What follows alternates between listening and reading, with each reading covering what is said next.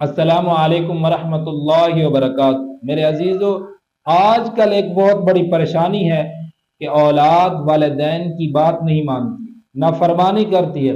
اس مسئلے کا ایک بہترین روحانی علاج سن لیجئے گا، اس کو آپ کریں انشاءاللہ العزیز، اللہ تعالیٰ کے حکم کے مطابق آپ کی اولاد آپ کی فرما بردار بن جائے گی۔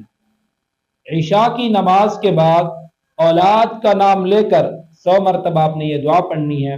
بسم اللہ الرحمن الرحیم، رب جعلنی مقیم الصلاة ومن ذریتی۔ ترجمہ بھی سن لیجئے گا، اے میرے رب، مجھے اور میری اولاد کو نماز قائم کرنے والا بنا۔